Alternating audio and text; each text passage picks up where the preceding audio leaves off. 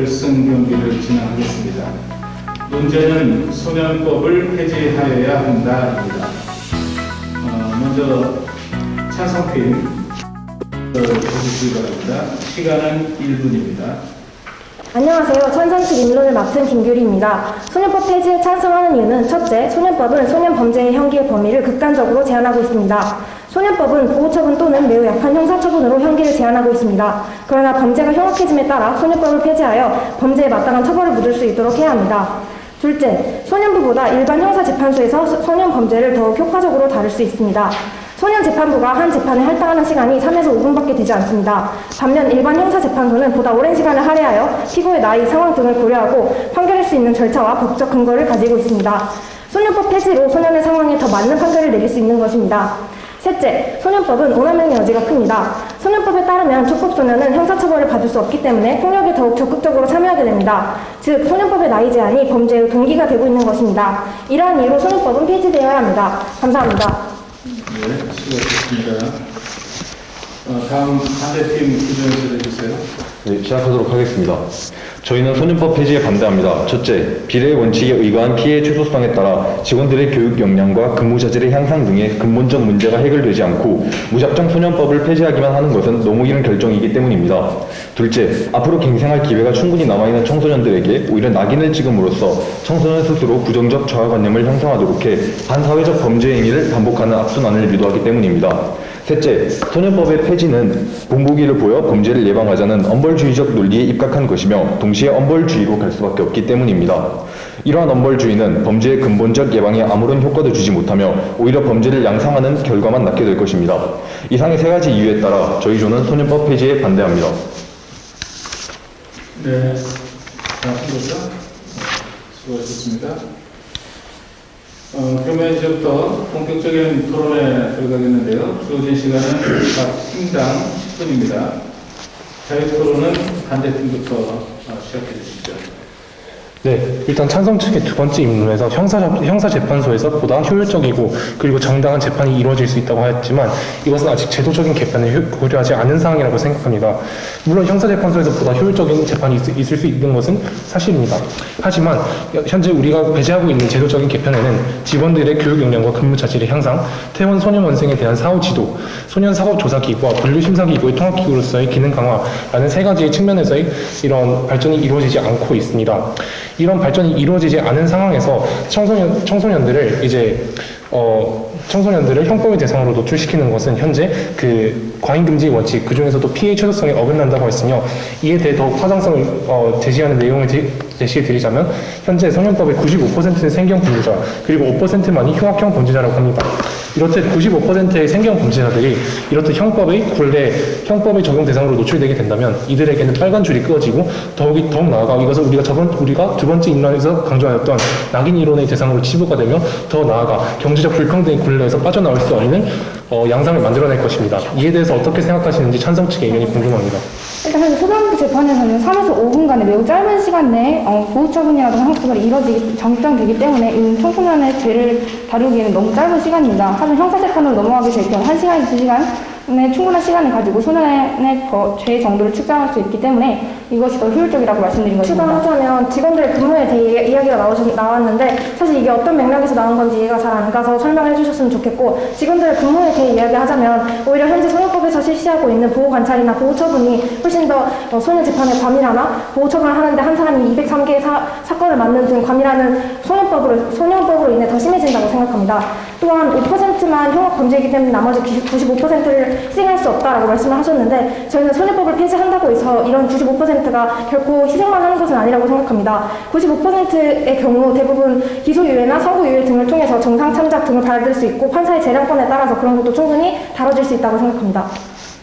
네, 가장 먼저 일반 형사재판소에서 더 확실하게 할 수 있는 그 근거로 소년법정에서의 업무 과정을 예시로 근거로 들어주셨습니다. 그렇다면 그것이 소년법이 폐지가 되고 일반 형사법정으로 넘어가게 된다면 그 업무 자체가 일반 형사재판소로 완전히 다 넘어가는 것이 아닙니까? 그렇게 된다면 우리나라의 일반 형사재판에 있는 법관이나 아니면 법관의 수는 제한되어 있는데 그렇다면 그 과정에서 업무가 과중된다면 이것은 똑같은 상황이 벌어지는 것이 아닌가 하는 의문이 들어서 그거에 대해 그거에 대해 말씀을 드리자면 일단 현재 소년재판부, 소년부에 있는 판사나 인력 지원보다 형사재판부에 있는 판사나 인력 지원이 훨씬 더 많고 티오도 많기 때문에 그 소년재판에 있는 인력을 형사처분에 붙인다면 충분히 인력이 비율로 봤을 때 더 높다고 생각합니다. 따라서 저희가 강조하고 싶은 점이 그러한 제도적 개편이 이루어지지 않았기 때문에 소년법을 폐지하는 것은 지나친 극단화의 오류라고 생각하는 것입니다. 그럼 이러한 제도가 이루어진다면 소년법은 폐지되어도 된다고 생각하십니까?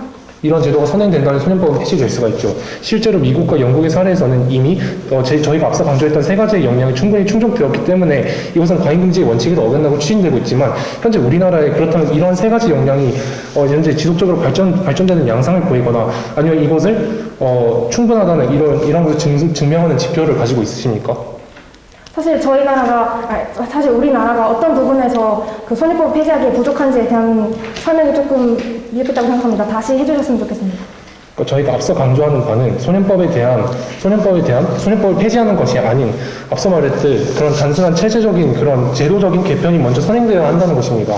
앞서 말했듯 형사사법재판소에서의 그 판결이 효율적이지 않듯 그것은 형사사법재판소에서 이루어지는 것만으로도 이들 소년범들이 형법 적용의 대상이 된다는 것을 의미하며 이것은 곧 95% 생계형 범죄자들 대상으로 한 낙인 이루는 형상을 곧 시사하는 바입니다. 네. 또한 이와 더불어서 주 50 아까 이제 소년원에 대해서 인력과 예산 부족에 대한 구체적인 지표를 제시해달라고 하셨는데 이제 경향신문에서 보도한 법무부 보호직 공무원을 대상으로 한 인터뷰를 바탕으로 하자면 주 52시간 근무가 시행되는 시대에서도 주 80시간 근무가 일상화된 것이 소년보호기관이라고 합니다.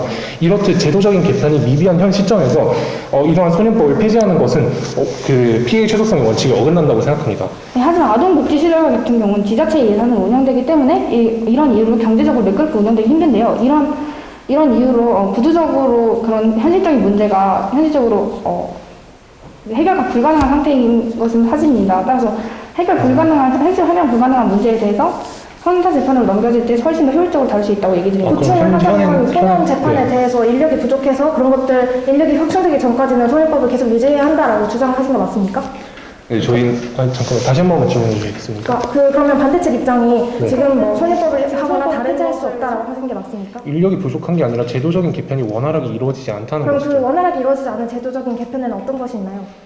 계속해서 강조하고 있지만 직원들의 교육 역량과 근무 자질의 향상, 퇴원 소년 원성에 대한 사후 지도, 그리고 소년 사법 조사기구와 분류 심사기구의 통합기구로서의 기능 강화라는 세 가지가 현재 이루어지지 않고 있으며 이에 대한 실증적인 지표를 제시해라고 저희는 요구하는 바입니다. 그 같은 경우에는 꼭 소년법이 아니더라도 소년법을 폐지한 이후에 형사재판에서 개정을 해서 추가해도 될 문제가 아닌가요?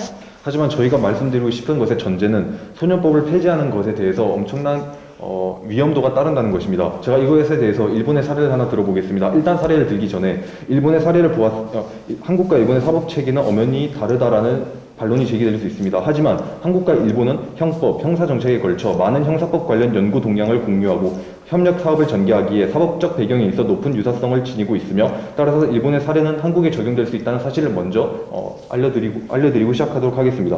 일본 소년법은 2000년부터 현재까지 총 4차례의 큰 개정 과정을 거쳤습니다. 그 4차례의 개정의 골자를 살펴본다면 소년법의 적용 범위를 축소해서 엄브라를 추진하는 것을 목적으로 하고 있습니다. 하지만 현재 일본의 소년법 전문가들 사이에서는 엄브라 진행 후 범죄율 감소세가 관찰됐지만 그것이 유의미한 결과는 아니며 오히려 장기적으로 보았을 때는 역효과가 발생하기도 했다는 사실을 지적한 바 있습니다. 그렇다면 과연 소년법을 폐지하지 않고 그 기준을 낮추었을 뿐인데도 아무런 효과가 나타나지 않았다면 혹은 그것의 효과가 상당히 미미한 수준에 그친다면 과연 소년법을 폐지할 필요가 있을까 하는 질문을 제기할 수 있습니다.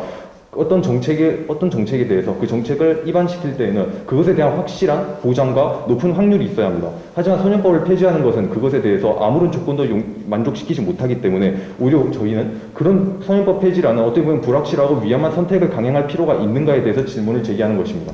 사실 제가 질문한 게 아까 신은진 토론장에서 말씀하신 게 형사재판에도 적용될 수 있지 않냐를 질문했는데 그거에 대해서 어떤 답변에 조금 벗어난 것 같다는 느낌을 들었는데 일단 일본의 사례를 들어주셨습니다. 물론 일본의 경우에서는 소년법을 완전히 폐지하지 않았기 때문에 완벽하게 소년법 폐지했을 때와 똑같은 효과가 일어났다고 보기 어렵지만 현재의 소년법과 별로 큰 차이가 없다면 현재의 소년법에서 변화가 있어야 한다는 것을 반증해준 자료가 아닐까요?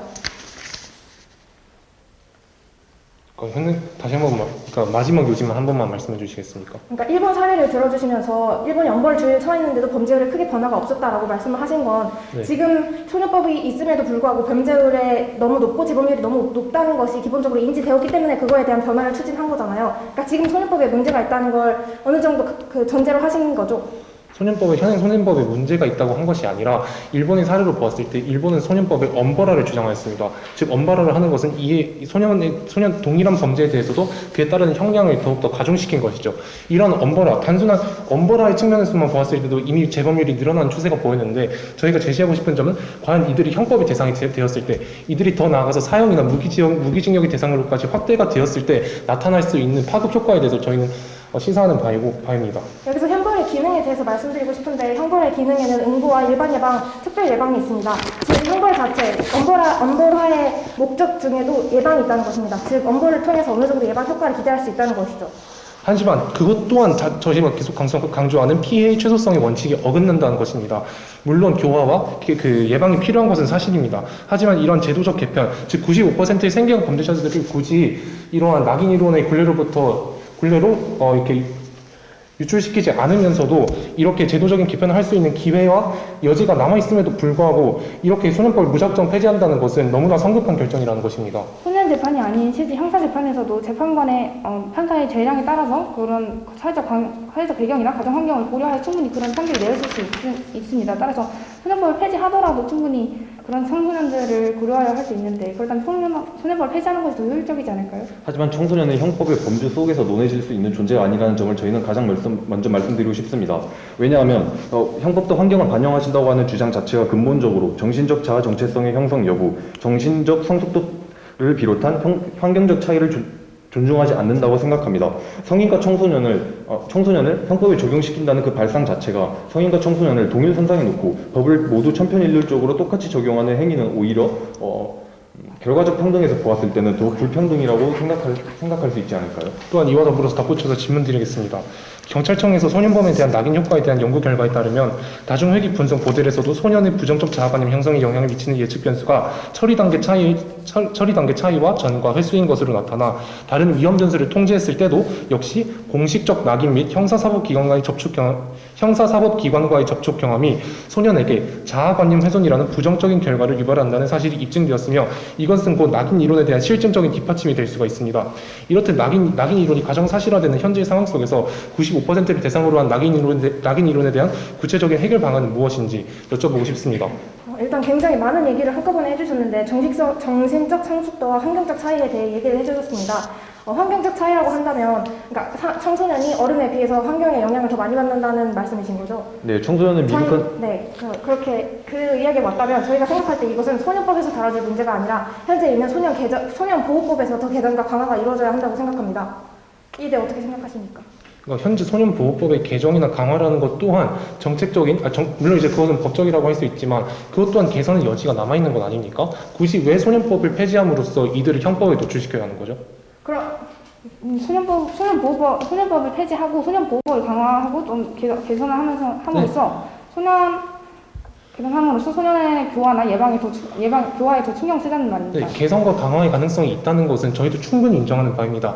그런데 저희가 계속해서 여쭈보는 바는 개선과 강화의 가능성의 여지가 있음에도 불구하고 왜 이것을 배제하고 단순히 소년법을 폐지해야 한다는 거죠? 저희가 소년법을 폐지해야 한다고 말하는 이유는 소년법을 폐지함으로써 얻을 수 있는 이익이 크고 실제로 그 반대 측에서 말씀하신 것처럼 소년법을 반대 측에서는 폐지하지 말자고 주장하는 근거가 아직 다른 제도에서 개선할 부분이 남아있기 때문에 그런 것들이 개선되기 전까지는 소년법을 폐지할 수 없다라고 이해를 했는데 그러면 이 다른 것들이 개선이 된다면 소년법은 폐지할 만큼 문제와 부작용이 있다는 것이고 저희는 이런 문제와 부작용을 형사 재판이나 현행 법률을 조금 개선하거나 판사의 재량권을 늘리는 방법으로 충분히 다 다뤄질 수 있다고 생각하는 바입니다. 그리고 환경적 차이에 대해서 소년보호법이 더 개정이 돼야 하기 때문에 소년법은 폐지돼서 안 된다라는 그 주장에 연결고리를 찾을 수가 없습니다. 결국 찬성 측의 반박 내용 또한 결론적으로 우리가 말하고자 하는 95%의 생계형 범죄자들이 낙인 이론의 대상이 된다는 그 결론에 하는 건데, 그럼 우리나라 자체가 낙인 이론에 영향을 받지 않는다는 정확한 지표가 있으며, 또한 이와 더불어서 계속해서 저희가 질문을 드리고 있는 점이지만, 앞서 저희가 제시한 세 가지의 정책적인 측면에서의 개편이 이루어지고 있다는 실증적인 근거가 있으면 말씀해 주십시오. 일단 낙인에 대해서 말씀을 드리자면 95%가 생계형 범죄라고 하셨는데, 그 경우에는 기소유예나 선고유예 등 그러니까 우리가 일명 말하는 빨간줄이 남지 않는 방식으로 처벌이 선고가 내려지는 경우가 대부분입니다. 그러니까 그런 것은 너무 95%가 모두가 낙인에 찍히기 때문에 이건 위험하다라고 하는 것은 너무 성급한 일관나라고 생각합니다. 그리고 실증적으로 어떻게 우리나라 제도가 개선되고 있냐에 대해서 자꾸 물으시는데, 저희가 주장하는 바는 그것들이 지금 당장 완벽하게 개선이 이루어지지 않더라도 현재 소년법에 문제가 제기가 되었고 이거에 대해서 변화가 필요하다고 느꼈기 때문에 폐지를 하면서 나타난 문제점을 차근차근 뒤에 개정해도 늦지 않다고 생각합니다. 다시 한번 말씀드리지만, 그러니까 아까도 계속해서 이제 정책적인 문제점에 대한 정책적인 문제점을 인지하더라도 이것을 개편하기 위해서는 이제 법적인 개편이 먼저 선행되어야 한다는 말씀이시죠? 반대 측이 말씀하신 게 그게 아니었나요? 아니요, 저희는 정책적인 개편이 선행되어야 한다는 거고, 찬성 측의 입장 자체가 소년법을 폐지함으로써의 법적 개편이 이루어져야 한다는 거 아닙니까? 근데 그것이 구조상으로 불가능하다고 말씀드리지 않았나요? 경제가 법적 개편이 불가능하다고요? 그게 아니라 그러면 찬성 측에서는 어떤 정책이 정확하게 더 필요하다고 생각하십니까? 저희는 앞에서도 계속해서 강조해 드리고 있습니다. 다시 한번 말씀드릴까요? 네. 직원들의 교육 역량과 근무 자질의 향상, 퇴원 소년원생에 대한 사후 지도, 소년사법조사기구와 분류심사기구의 통합기구로서의 기능 강화라는 세 가지 측면에서의 정책이 대안이 될 수 있다고 생각하고, 이것이 이루어지고 있다는 실증적인 근거를 요구하고 있는 바입니다. 저는 근데 그것이 이루어지는 것과 소년법을 유지해야 하는 것에 연결고리를 찾지 못하겠습니다. 일단 소년법 자체가 취지 자체가 교화와 갱생을 바탕으로 하고 있습니다. 하지만 찬성 측의 주장에서 부분적으로 동의합니다. 교화와 갱생이 제대로 이루어지지 않고 현재 재범률이 높게 나타나는 것은 사실이지만, 이것은 바로 소년법 내에서의 직원들의 이런 근본적인 제도적인 문제점이 개편되지 않았기 때문입니다. 즉 소년법의 개편 가능성이 현재 여전히 남아 있으며, 이러한 개편의 가능성, 즉 발전의 가능성이 남아 있는 상황에서도 단순히 소년법을 폐지하고 이들을 형법의 대상으로 적용하는 것 자체가 저는 모순적이라고 생각합니다. 저희는 그 발전의 기회를 이용하는 것보다 현재 있는 소년법을 폐지하고 형사 재판에서 다른 개정을 추진하는 게 훨씬 더 효율적이라는 생각합니다. 그렇다면, 즉 굳이 저희가 그 소년법이 개정의 여지가 남아있는데 그것이 개정되지 않았기 때문에 소년법을 폐지하지 말아야 한다라고 라는 주장에 동의할 수 없습니다. 그렇다면 해외 사례 중에서 형사정책연구소의 그 판결 대상이 됨으로써 실제적으로 뭐 어떤 재범률이나 이런 여타 지표들을 통해 소년범들의 그 범죄율이 감소했다는 것을 증명하는 실증적인 사례가 있나요? 아직까지 폐지된 사례는 없어서 그렇다면 그거 자체가 불확실성의 근거가 되는 거 아닙니까? 그렇다면 지금까지 이루어진 정책이 다른 선행 연구가 없으면 이루어지지 못하는 건가요? 제가 제대로 이해한 것이 맞는지 확인을 하고 싶은데, 반대 측에서 주장하는 것은 지금 소년법이 문제가 있지만 그것이 개정의 여지가 있기 때문에 그 개정이 아직 이루어지지 않았는데 성급히 폐지하는 것은 옳지 않다라고 주장하셨습니다. 물론 맞습니까? 실증적인 연구 없이도 단순한 이론만으로도 할 수 있는 것은 사실입니다. 하지만 저희가 강조하고 싶은 점은 저희 측에는 바로 실증적인 연구 자료가 있다는 점입니다. 과거 앞서 설명했던 일본의 사례와 더불어서도 수많은 미국과 영국의 사례들이 존재하며, 이들은 단순한 형벌을 강화함으로써 오히려 재범률이 높아지는 추세를 보이는 다양한 실증적 자료가 있기 때문에 저희는 계속해서 실증적인 자료를 요구하는 바입니다.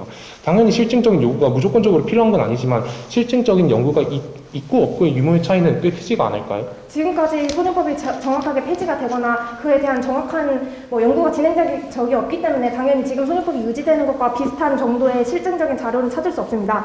다만 여기서 저희가 계속 지적하고 싶은 점은, 반대 측에서 소년법은 그 개정의 여지가 남아있는데도 왜 폐지를 하느냐라고 하는 건데, 저희는 이 개정이 소년법 자체에서 이루어져야 하는 것이 아니라 소년법이 폐지되고 이 소년들을 더 잘 다룰 수 있는, 그리고 더 인력과 지원이 있는 형사재판소에서 다루는 것이 훨씬 공정하고 현실적이고 더 옳다는 이야기를 하고 싶은 겁니다. 근데 계속 반대 측에서는 소년법이 개정돼야 한다는 쪽으로 이야기를 하신 것 같습니다. 다시 한번 근원 쪽으로 들어가서 그러면 여쭤보고 싶습니다. 형사사법재판소에서 적용되는 법은 무엇이죠? 그게 문제와 어떤 관련이 있죠? 일단 질문에 대해서 답해 주시길 바랍니다. 형사사법재판소에서 형법이 적용되지 않습니까? 다시 한번 강조하지만 95%가 물론 기소유예나 이런 방법을 통해서 단순히 빨간 줄로부터 이들을 배제할 수 있지만 이러한 형법에 노출되는 그 사실 하나만으로도 이들에게는 빨간 줄의 가능성이 현저하게 높아진다는 것을 의미합니다.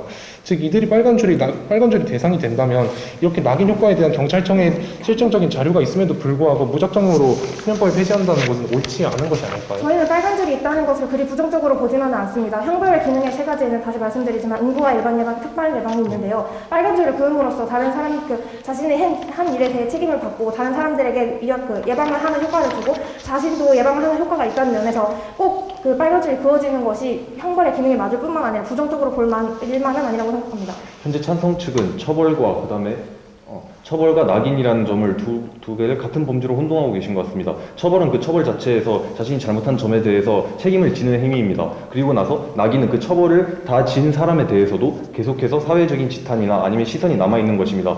여러분들은 모두 장발장의 일화를 모두 잘 아실 겁니다. 장발장의 일화를 떠올려 보신다면 처벌과 낙인이 어떻게 다른 것인지 이해할 수 있을 것이며 따라서 그 둘을 같은 범죄에 놓는 것은 논리적 오류라고 생각하는 바입니다. 형벌의 목적 세 가지는 앞서 말했듯이 응고와 일반 예방, 특별 예방이 있는데요. 일반 예방과 특별 예방, 형벌, 응고 모두 형벌의 목적이라는 것입니다. 그랬을 때 낙인의 요소까지 나중에 다른 사람으로 하여금 나도 저런 죄를 지지 않아야겠다라는 예방 효과를 부를 수 있다는 것은 엄밀한 형벌과 처벌의 목적에 부합하다고 생각합니다. 일단 그 특별 예방이라고 하셨는데 그 특별 예방 자체가 성립되지가 않는 이유가 이 낙인 이론 자체가 이들로부터 경제적인 사회적인 양극화의 굴레로부터 벗어날 수 없는 하나의 기회가 되기 때문입니다. 따라서 이것은 특별적인 예방으로서의 효과로서는 지닐 수가 없다고 생각합니다. 특별 예방이 무엇인지 알고 계시나요? 아니요. 반대팀은 시간을 다 쓰셨습니다. 찬성팀 지금 2분 48초 남았으니까 시간 정하시면 되겠습니다. 네, 낙인 효과에 대해서 굉장히 많은 이야기가 오갔습니다. 물론 낙인 효과가 그 당사자에게는 경제적, 사회적으로 어려움이 될 수도 있고 어떠한 그 당사자가 느끼기에 불공평하다고 느낄 수도 있습니다.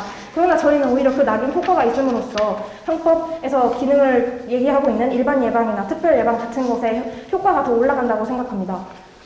현재 저희는 일반 예방과 응고, 특별 예방 중에서 일반 예방, 응고에 맞춰서 얘기하고 있는데요. 특별 예방에 대해 모르신다고 얘기하셨는데 일반 예방 같은 경우 이제 다른 사람으로 하여 나도 저 죄를 짓지 않아야겠지라고 생각하는 게 일반 예방에 해당된다는 겁니다. 그리고 엄벌화에 대해서 굉장히 부정적인 입장을 갖고 계시고 실증적인 자료를 계속 얘기하셨는데 앞에서 말씀드렸다시피 소년법은 제대로 폐지가 된 적이 없기 때문에 그거에 대해서는 정확한 효과를 말씀드릴 수 없다는 점을 말씀드리도록 하겠습니다. 그리고 저희가 소년법 폐지를 주장하는 것은 상대 측에서 개성의 여지가 있는데 피해 최소성 이런 다양한 법적인 근거를 들어주셨지만 저희는 그런 것들을 다 충족할 수 있다고 형법으로서 판사의 재량권으로서 형벌로서 그런 것들을 다 충족시킬 수 있다고 생각하기 때문에 소년법 폐지를 주장하는 것입니다. 소년원이 현재 감염된 상태이고 또 보호처분의 경우에도 다시 가정으로 돌아가서 교육과 교화를 받는 경우가 대다수인데 대부분의 소년범의 대부분은 한부모 가정이거나 혹은 그런 제대로 된 교육 환경이 갖춰지지 못해서 오히려 더 교화 효과적이지 않을 수 있다는 점을 알고 명시해 주셨으면 좋겠습니다. 그리고 95%의 경범죄에 대해 굉장히 말씀을 많이 해주셨는데 그 부분 역시 형사에서 판사의 재량권이나 다른 현재 형법에서 가지고 있는 법적 절차를 통해서 해결할 수 있는 문제라고 생각하고 그 95% 소년법을 폐지한다고 해서 저희가 그 95%의 경범죄에 대해 다루지 않는 것은 아닙니다. 실제로 지금 소년법에 있는 이 95%의 경범죄를 다루는 보호 처분이나 보호 절차, 다양한 절차들이 효과적이지 않다는 것을 밝혀줬고 그리고 그걸 더 효과적으로 하기에는 지자체의 예산 지원이라던가 이런 걸로 인해서 구조적으로 현실적으로 거의 힘들다라는 것을 밝혀냈기 때문에 이걸 현실적으로 어떻게 하면 더 효율적으로 만들 수 있을까에 대한 일환으로 소년법을 폐지하고 그것을 형사재판으로 보내서 형사재판에서 더 소년을 다루게 하자라는 주장이었습니다. 덧붙여서 3분에서 5분간 이뤄지는 짧은 소년부 재판이 아닌 형사재판을 통해서 소년에 대한 조사와 처벌의 여부가 더 깊게 논의될 수 있다는 점을 강조드린 것이었습니다.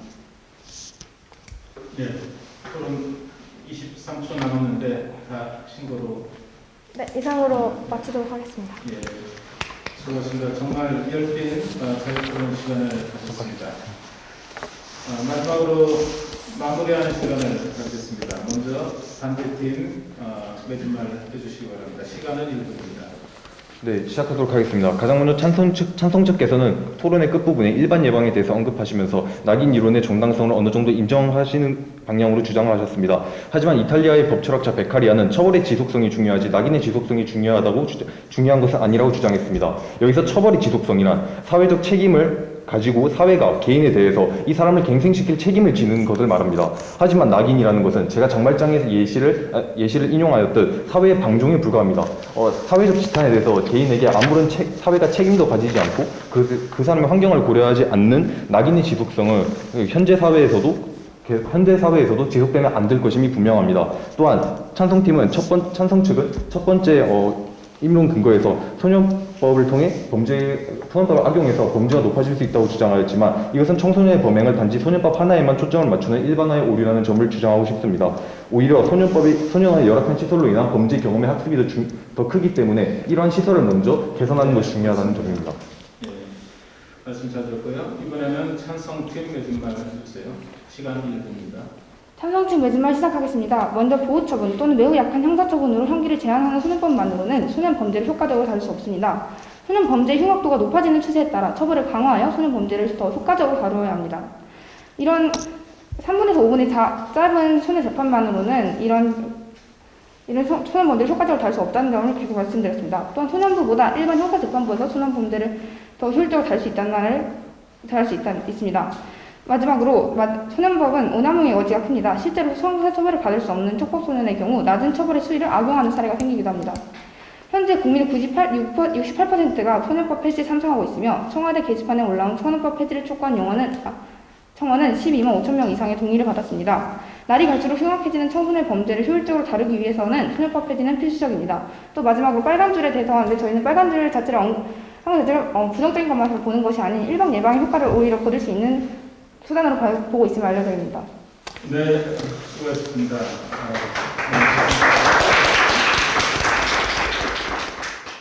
네, 토론대회 처음에 시작한다고 했을 때는 어디서부터 준비해야 될지 몰라서 되게 망설여지고 제가 찾은 근거나 주장이 이게 다 맞나 싶어서 되게 불안했었지만 점점 토론을 하면서 또 다양한 팀들을 만나고 그리고 의견을 나눠볼수록 저희의 의견도 한번 제고해 볼 수 있는 시간이 되었고 또 다른 팀들의 다양한 의견들이 있구나 하는 생각을 가지게 되어서 되게 좋은 경험이었던 것 같습니다. 저희 학교에서 이제 같이 토론대회를 준비하면서 함께 노력해주고 그리고 함께 피드백해주고 이제 보완해준 친구들의 노력이 있었기 때문에 이렇게 저희가 큰 상을 받을 수 있었던 것 같습니다. 학생들의 토론 능력에 정말 깜짝 놀랐습니다. 조사도 많이 했고 공부도 많이 한 그런 표시가 역력하게 났습니다. 저는 결승 토론의 심사를 맡았는데 학생들이 충분한 조사를 통해서 논거를 만들어내고 그거를 전개하는 능력이 아주 뛰어나다 이렇게 생각이 됐고 상대방의 토론에 대해서 반박하는 것도 아주 적절하게 잘해서 토론이 잘 이루어졌다고 생각을 합니다. 단지 제가 이제 굳이 지적을 한다면 이게 이제 토론도 이제 대회이기 때문에 경기라고 한다면 그 시간 활용을 좀 더 잘했으면 좋겠다. 그래서 나한테 주어진 시간을 미리 다 써버린 그 팀은 나중에 상대방의 토론 공격에 대해서 방어할 수 없기 때문에 상당히 불리할 수 있겠고요. 또 하나는 두 명이 한 팀을 이뤄서 토론을 하기 때문에 두 사람의 역할 분담이 굉장히 중요합니다. 한쪽으로 치우쳐서도 안 되고 또 상대방이 치고 들어가면 그거를 바로 보완해 줄 수 있는 이런 전략적 협의가 사전에 좀 있었으면 하는 그런 아쉬운 점이 있고요. 또 하나 또 지적을 한다면 토론의 그 발언 스피드가 너무나 빨랐어요. 그래서 주어진 시간이 너무 짧고 갖고 있는 생각을 모두 다 쏟아내야 된다는 그 어떤 조급함이 있었지 않았나 생각이 되는데 내가 아무리 많은 말을 해도 너무 빨리 말하거나 상대방의 토론을 잘 듣지 않고 내 주장만 한다면 그건 제대로 토론이 되지 않는다고 생각을 합니다. 토론은 말하는 것이 아니라 들어주는 거라고 생각을 해요. 그래서 상대방의 토론을 잘 듣고 거기에 따라서 내 주장과 내 생각을 잘 전달할 때 토론이 좀 더 성숙한 이런 실력을 쌓을 수 있지 않을까 이렇게 생각을 합니다. 오늘 토론이 세종시 지역의 고등학교 학생들의 토론대회였지만 세종 지역은 국가 균형 발전의 상징 도시이기도 하고 최근에 행정 수도의 그 이슈가 부각되는 도시이어서인지 모르겠지만 세종 지역의 학생들이 토론을 너무나 잘합니다. 작년에도 재작년에도 전국대회에서도 상당히 우수한 성적을 거둬왔거든요. 이번에도 큰 성과 있기를 기대하고 있습니다.